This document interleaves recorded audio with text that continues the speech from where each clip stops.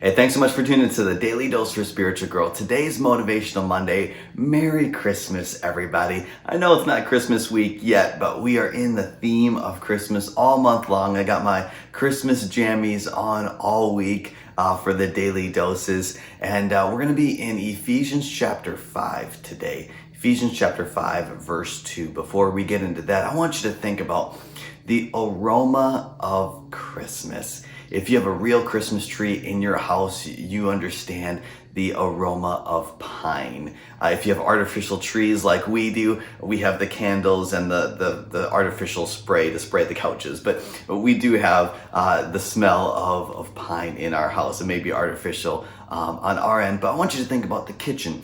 Think about the baking of cookies and of pies, and then the meals that are prepared. I mean, you can't help but just smile and just think about the aroma of the Christmas time, going to grandma's house or aunts or uncles or if you're hosting or whatever you may be doing, but there's just something about the aroma of gathering together around a meal around Christmas time. You know, with my family and with Sarah's family, we would actually go to Sarah's family, and there would be a competition. And if you know us, we're very competitive people, and it was the ladies' turn to do this competition for baking cookies, and it was the guys that were the judges. And this was a strict competition. I mean, there was texture, there was taste, there was the appearance, there was the smell of the cookies. All of these things were judged, and the winner got their name in puff paint on this apron. I mean, it was legit. But there was just something about going to that house, or even when Pastor Sarah was cooking these cookies, baking it.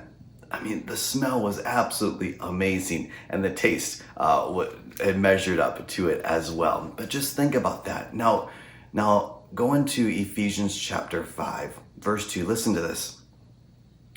And walk in the way of love, just as Christ loved us and gave himself up for us as a fragrant offering and sacrifice to God.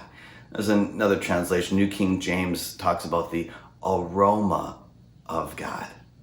Now, I don't know if you've experienced personally, even when you're in the presence of God, this sweet aroma. I personally have, and if you haven't, that's okay. I mean, God reveals himself to us in unique ways, but there is just something about being in the presence of God that you can't compare it anywhere else. Nothing on earth can even come close to being in the presence of God. Now, what is that sweet aroma, that sweet sacrifice? Well, we are celebrating Jesus being born on this earth this month. And why is that? And there was one reason. That was the plan from the very beginning, that Jesus would live a sinless, perfect life and ultimately die for you.